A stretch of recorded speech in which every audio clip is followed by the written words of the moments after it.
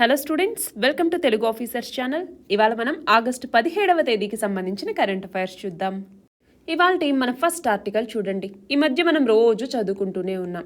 Israel అలాగే Hamas వీళ్ళ యొక్క యుద్ధం ముగియబోతోందా అన్నటువంటి నేపథ్యంలో దోహాలో చర్చలు అన్నటువంటివి స్టార్ట్ అయ్యాయనేసి నిన్న చదువుకున్నాం, అవునా? మరి ఈ దోహాలో చర్చలు అన్నటువంటివి అసంపూర్తిగానే ముగిశాయి అన్నటువంటిది వాటి న్యూస్. సో ఇజ్రాయెల్ హమాస్, అలాగే ఇజ్రాయెల్ అలాగే Lebanon, Israel Yemen, Israel Iran. So వీటన్నింటి నేపథ్యంలో వెస్ట్ ఏషియా అన్నటువంటిది చాలా ఇంపార్టెంట్. చాలాసార్లు చెప్పాను, వెస్ట్ ఏషియాకి సంబంధించినటువంటి ప్రతి ప్లేస్ మనకి గుర్తుండాలి. ఎగ్జామ్లో ఏ క్వశ్చన్ అయినా అడిగే ఛాన్స్ ఉంది. ఎస్పెషల్లీ మ్యాప్ గుర్తుండాలి.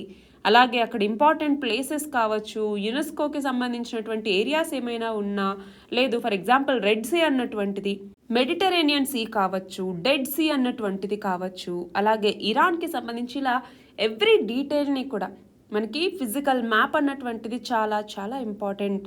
రీసెంట్గా జెపోరిజియా అన్నటువంటి ఒక అణు విద్యుత్ కేంద్రం కూడా న్యూస్లో ఉంది కదా. సో ఇలాగా ప్రతి ప్రాంతం అన్నటువంటిది ఇంపార్టెంట్ ప్రాంతం ఏదైనా కూడా మనకి ఎగ్జామ్ పాయింట్ ఆఫ్ వ్యూలో ఇంపార్టెంటే.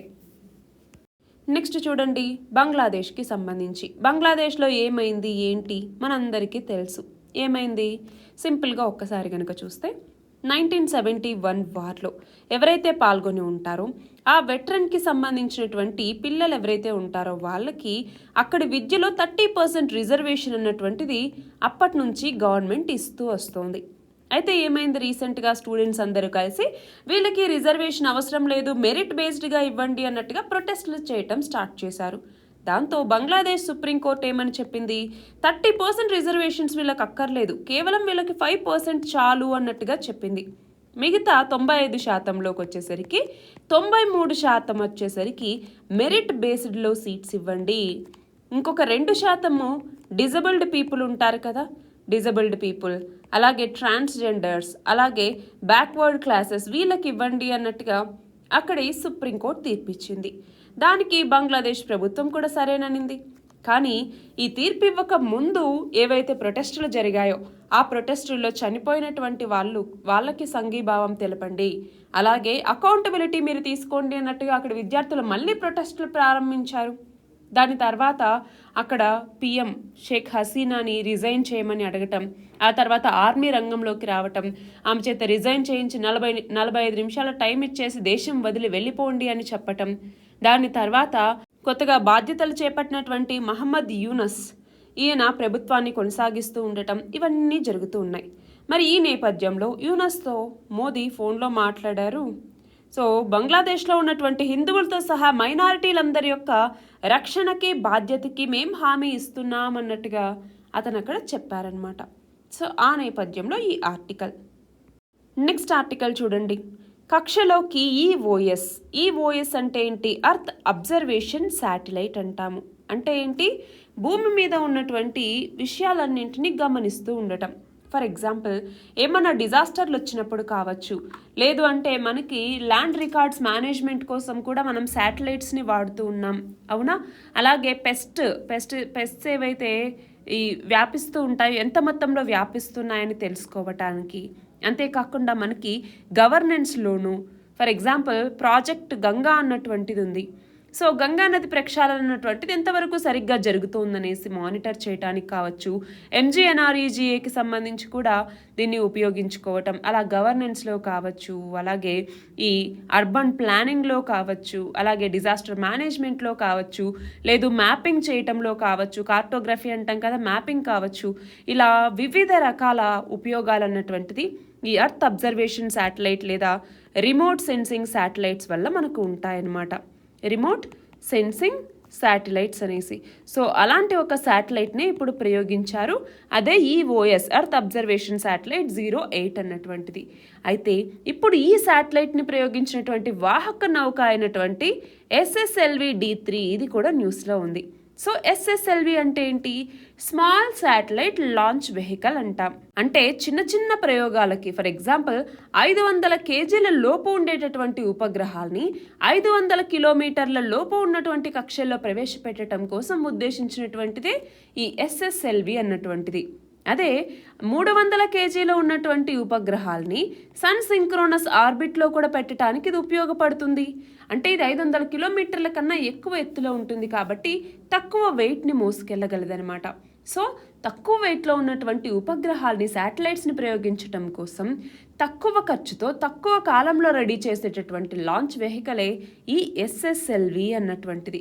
సో ఆ కంటెక్స్లో ఇది కూడా మనకి గుర్తుండాలి. అలాగే ఇక్కడ చూడండి, ఈ ప్రయోగంలో స్థానిక కంపెనీలు కూడా చాలా కీలక పాత్ర పోషించాయి. ఫర్ ఎగ్జాంపుల్ అనంత్ టెక్నాలజీస్ అన్నటువంటిది. ఇందులోకి వచ్చేసరికి ఏముంది అంటే, ఇందులో ఈ ఉపగ్రహం అన్నటువంటిది ఇందాక మనం చెప్పుకున్నట్టుగా నీటి వనరులు కావచ్చు, అడవి విస్తీర్ణం ఎలా ఉంది అన్నటువంటిది కావచ్చు, వ్యవసాయానికి సంబంధించి, ప్రకృతి వైపరీత్యాలకు సంబంధించి వీటన్నింటిలో సేవలు అందించడానికి ఇది ఉపయోగపడుతుంది. మరి అందులో ఉన్నటువంటి ఇనర్షియల్ రెఫరెన్స్ యూనిట్ అన్నటువంటిది ఉంటుంది. దాంట్లో పవర్ కన్వర్టర్ మాడ్యూల్ని ఈ కంపెనీ అన్నటువంటిది సరఫరా చేసింది. అలాగే ఎంటార్ టెక్నాలజీస్ అన్నటువంటిది ఇందులో ఉన్నటువంటి separation systems, actuators, ignition systems ఇలాంటి వాటిని సరఫరా చేసింది. సో ఇక్కడ space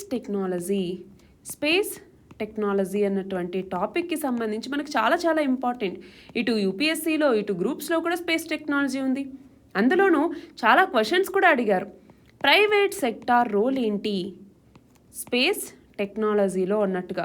so private sector role in space technology అన్న క్వశ్చన్ అడిగినప్పుడు మనము వీటన్నింటి గురించి రాస్తాం. వీటితో పాటు ఇంకా కొన్ని కంపెనీస్ని వీటిని కూడా ఇంక్లూడ్ చేస్తామన్నమాట. ఫర్ ఎగ్జాంపుల్ అగ్నికుల్ కాస్మోస్ అన్నటువంటిది కావచ్చు, అగ్నిబాన్ అనేసి ఇలాగ 3D రాకెట్ ఇంజన్. సో వీటన్నింటినీ కూడా మనం ఇంక్లూడ్ చేస్తామన్నమాట. నెక్స్ట్ చూడండి, రీసెంట్గా సుప్రీంకోర్టు ఏం చెప్పింది, క్రిమినల్ కేసులో ఎవరైతే అభియోగాలు మోస్తూ ఉన్నారో అలాంటి ఒక బాల నేరస్తుడికి సాధారణ పరిస్థితుల్లో కూడా బెయిల్ నిరాకరించడానికి వీల్లేదు అన్నట్టుగా చెప్పింది. అంటే ఫర్ ఎగ్జాంపుల్ కొంతమంది ఎలా అనుకుంటూ ఉంటారు, ఈ పిల్లోడిని వదిలేస్తే కనుక ఇంకొక బాలుడితో కలిసి అప్పుడు చేతులు కలపచ్చు, లేదు దానివల్ల అతను ఫిజికల్గా కావచ్చు, మెంటల్గా కావచ్చు ప్రమాదాన్ని ఎదుర్కోవచ్చు, లేదు అంటే ఆ జరగబోయేటటువంటి ప్రాసెస్ ఏదైతే ఉంటుందో న్యాయ ప్రక్రియ దానికి భంగం కలిగే అవకాశం ఉండొచ్చు అన్నట్టుగా చాలాసార్లు న్యాయస్థానం ఏం చేస్తుంది, బెయిల్ ఇవ్వటానికి నిరాకరిస్తుంది. కానీ ఇప్పుడు అలా కాదు. ఎవరైనా కూడా జువెనైల్కి సాధారణ పరిస్థితులు ఉన్నాయి అంటే బెయిల్ నిరాకరించకూడదు అన్నట్టుగా సుప్రీంకోర్టు చెప్పింది. అంతేకాదు రీసెంట్గా ఏమనింది, ఎంత పెద్ద అఫెన్సెస్ అయినా కూడా ఒక వ్యక్తికి కనుక బెయిల్ ఇవ్వగలిగే పరిస్థితులు ఉన్నప్పుడు ఇవ్వాలి, దాన్ని నిరాకరించకూడదు అన్నట్టుగా కూడా సుప్రీంకోర్టు చెప్పింది.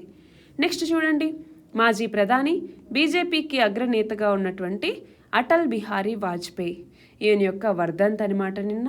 ఆ నేపథ్యంలో రాష్ట్రపతి ద్రౌపది ముర్ము, ప్రధాని మోదీ వీళ్ళిద్దరూ కూడా నివాళులు అర్పించారు అన్నట్టుగా ఈ ఆర్టికల్. అయితే ఇక్కడ గమనించాలి, అటల్ బిహారీ వాజ్పేయికి సంబంధించి ఒక డేని మనం గుడ్ గవర్నెన్స్ డే అనేసి జరుపుకుంటాం. మరి గుడ్ గవర్నెన్స్ డేని ఎప్పుడు జరుపుకుంటాం అన్నటువంటిది కమెంట్ సెక్షన్లో చెప్పండి. నెక్స్ట్ చూడండి, పాకిస్తాన్లో మంకీ పాక్స్ కేసులు అన్నటువంటివి గుర్తించారు అన్నటువంటి నేపథ్యంలో ఈ ఆర్టికల్. సో ఇక్కడ మనం మంకీ పాక్స్ ఇది దేని ద్వారా వస్తుంది అన్నటువంటిది చూస్తే వైరస్ ద్వారా వస్తుంది. మంకీ పాక్స్ వైరస్ అనేసి పిలుస్తాం. సో ఇది వైరస్ ద్వారా వస్తుంది. అంతేకాదు ఇది జూనోటిక్ డిసీజ్ అంటే ఏంటి, జూనోటిక్ అంటే జంతువుల ద్వారా వ్యాపించేటటువంటి వ్యాధి. సో ఇక్కడ మనం మంకీ పాక్స్ అంటున్నాం, అంటే కోతుల ద్వారా వ్యాపిస్తుంది. సో ఇదొక జూనోటిక్ డిసీజ్ అన్నట్టుగా మనం గుర్తించవచ్చు. అయితే మంకీ పాక్స్కి సంబంధించి కనుక మనం చూస్తే ప్రతి 100 మందికి మంకీ పాక్స్ వస్తే అందులో కనీసం 4 అది ఫేటల్ అంటే ప్రాణాంతకమయ్యేటటువంటి అవకాశాలు అన్నటువంటివి చాలా ఉంటాయి. కాబట్టి జాగ్రత్తగా ఉండాల్సిన అవసరం ఉంది. ఇప్పుడైతే చాలా వరకు స్ప్రెడ్ అవుతూ వస్తుంది. మన దేశంలో అయితే కేరళలో ఈ ఇయర్ మార్చ్లో చివరిగా మంకీ పాక్స్ కేసు అన్నటువంటిది వెలుగు చూస్తుంది. నెక్స్ట్ చూడండి, మనకి కృషి డెసిషన్ సపోర్ట్ సిస్టమ్ అన్నటువంటి ఒక ప్లాట్ఫామ్ని కేంద్ర వ్యవసాయ శాఖ అన్నటువంటిది ఆవిష్కరించింది. ఏంటది, కృషి డెసిషన్ సపోర్ట్ సిస్టమ్ అన్నటువంటిది.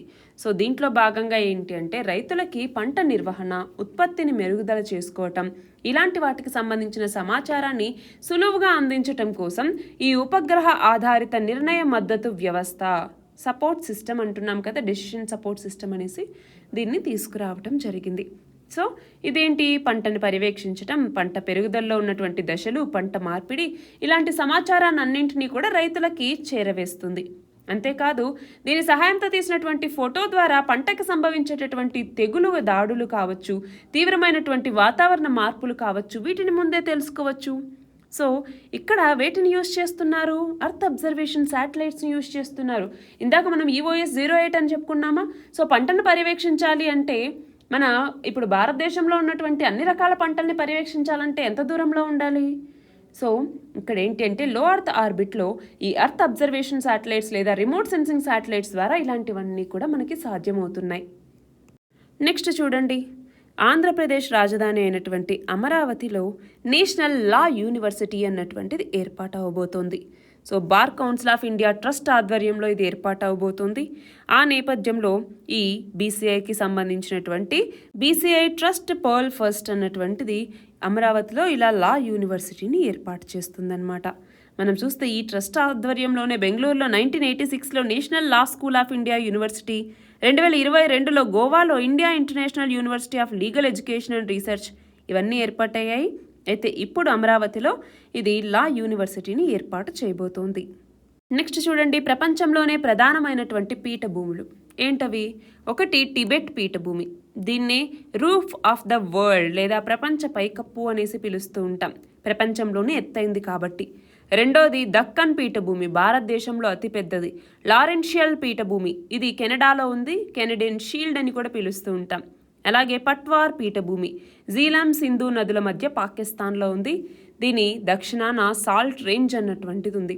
మెక్సికన్ పీఠభూమి, ప్రపంచంలోనే అతిపెద్ద వెండి గని అయినటువంటి చివావా దీంట్లోనే ఉంది, అందుకే ఈ పీఠభూమిని మినరల్ స్టోర్ అని పిలుస్తూ ఉంటారు.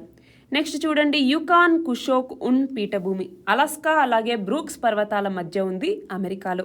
అలాగే అనటోలియా పీఠభూమి లేదా అనటోలియా ప్లాట్యూ అంటాం, ఏషియా ఖండంలోనే ఉంది, ఏషియా మైనర్ అని కూడా పిలుస్తూ ఉంటాం. అలాగే కింబర్లీ పీఠభూమి ఆస్ట్రేలియాలో ఉంది, వజ్రాలకి చాలా ప్రసిద్ధి. అలాగే బర్కాలీ పీఠభూమి లేదా బర్కిలీ పీఠభూమి ఆస్ట్రేలియాలో ఉంది, యురేనియం అలాగే రాగి వీటికి ప్రసిద్ధి. అలాగే కటంగా పీఠభూమి ఆఫ్రికాలో ఉంది, రాగికి ఇది చాలా ప్రసిద్ధి. నెక్స్ట్ చూడండి, ఐక్యరాజ్య సమితిలో భారత రాయబారిగా శాశ్వత ప్రతినిధిగా IFS అధికారైనటువంటి పర్వతనేని హరీష్ ఈయన నియమితులయ్యారు. ప్రస్తుతం జర్మనీలో భారత రాయబారిగా ఉన్నారు, ఇప్పుడు ఐక్యరాజ్య సమితిలో భారత రాయబారిగా ఈయన అవబోతున్నారు. నెక్స్ట్ చూడండి, భారత క్రికెట్ జట్టు బౌలింగ్ కోచ్గా దక్షిణాఫ్రికా మాజీ పేసర్ అయినటువంటి మోర్నీ మోర్కెల్ ఈయన నియమితులయ్యారు. బ్యాటింగ్ కోచ్గా అభిషేక్ నాయర్, ఫీల్డింగ్ కోచ్గా ర్యాంటన్ డస్కాటే వీళ్ళు ఆల్రెడీ ఉన్నారు, ఇప్పుడు బౌలింగ్ కోచ్గా మోర్నీ మోర్కెల్ ఈయన వచ్చారనమాట. ప్రముఖ క్షిపణి శాస్త్రవేత్త, పద్మభూషణ్ పురస్కార గ్రహీత అయినటువంటి డాక్టర్ రామ్ నారాయణ్ అగర్వాల్ ఈయన రీసెంట్గా మరణించడం జరిగింది. DRDO చేపట్టినటువంటి దీర్ఘశ్రేణి బాలిస్టిక్ క్షిపణుల కార్యక్రమంలో ఈయన చాలా ముఖ్య పాత్రను పోషించారు. అంతేకాదు క్షిపణి పితామహుడిగా, అగ్ని మ్యాన్గా కూడా ఈయనకి గుర్తింపు అన్నటువంటిది ఉంది. నెక్స్ట్ చూడండి, కేంద్ర హోంశాఖ కార్యదర్శిగా సీనియర్ IAS అధికారి అయినటువంటి గోవింద్ మోహన్ ఈయన నియమితులయ్యారు. ఈయన సిక్కిం క్యాడర్కి సంబంధించిన IAS అధికారి అనమాట. నెక్స్ట్ చూడండి, థాయిలాండ్లో ఆల్రెడీ రాజకీయ సంక్షోభం అన్నటువంటిది ఉంది. ఆ నేపథ్యంలో అక్కడి మాజీ ప్రధాని అయినటువంటి తక్షిన్ షినవత్రా ఈయన కుమార్తె అయినటువంటి పేటోంగ్ టార్న్ ఈమెకి పార్లమెంట్లోని దిగువ సభ ఏకగ్రీవంగా మద్దతు తెలిపింది. దాంతో థాయిలాండ్ ప్రధానిగా ఈమె బాధ్యతలు చేపట్టింది. దాంతో ఇలా థాయిలాండ్ ప్రధానిగా బాధ్యతలు చేపట్టినటువంటి రెండవ మహిళగా ఈమె నిలిచారు. యూరోపియన్ కమిషన్ అధ్యక్షురాలిగా ఇటీవల తిరిగి ఎవరు ఎన్నికయ్యారు అంటే ఉర్సులా వాన్ డెర్ లెయన్. ఈమె 2019 డిసెంబర్ 1 నుంచి ఈ పదవిలో కొనసాగుతూ ఉన్నారు. యూరోపియన్ యూనియన్లో రెండో అత్యున్నత పదవైనటువంటి యూరోపియన్ కౌన్సిల్కి అధ్యక్షుడిగా ఇటీవల ఎవరు నియమితులయ్యారు అంటే ఆంటోనియో లూయిస్ శాంటోస్ డకోస్టా. ఈయన 2024 అక్టోబర్ 1 నుంచి ఈ బాధ్యతల్ని చేపడతారన్నమాట. ఇతను పోర్చుగల్ దేశ మాజీ ప్రధానమంత్రి. దేశంలో ప్లాస్టిక్ వ్యర్థాలతో నిర్మించినటువంటి రహదారి కలిగి ఉన్నటువంటి రెండవ సైనిక కేంద్రంగా ఇటీవల ఏది వార్తల్లోకి వచ్చింది అంటే జైపూర్ మిలిటరీ స్టేషన్. మనం గమనిస్తే మొదటి సైనిక కేంద్రం ఏంటి అంటే అస్సాంలో గౌహతిలో ఉన్నటువంటి నారంగి మిలిటరీ కేంద్రం.